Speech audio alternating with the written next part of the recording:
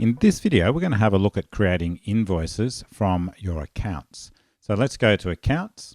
Here we've got the accounts that we want to create invoices from. We could say for this week, filter them down to that, select the 18 accounts, come up to the menu and click on Create Invoice. It's now created 4 invoices, an NDIS bulk invoice and 3 individual invoices. Let's go and have a look at those invoices now. So here's the invoices. Let's have a look at the NDIS bulk invoice first. And that's an invoice that will generate a CSV that goes to NDIS, and we'll show you that in another video. Now, the individual invoices, we've got an individual invoice here.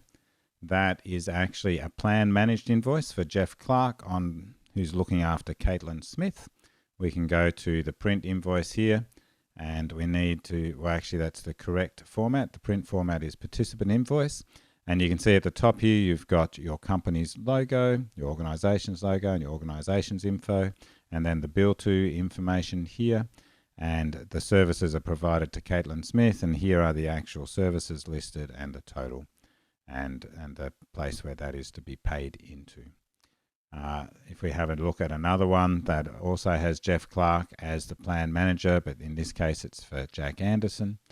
And then the last type of invoice that was produced is a self-managed invoice for Jeremiah. If we go to print that, we actually need to select up here the individual client invoice. It just gets rid of those services provided to section.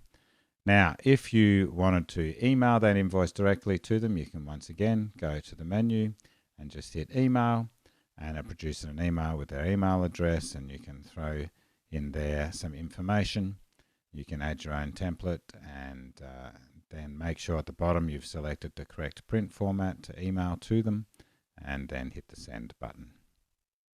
So that has been the production of the 4 invoices from the current set of accounts. That can be done daily or weekly, and then the invoice is sent out either via email, or in the case of the bulk NDIS one, you'll produce a CSV and send that to NDIA.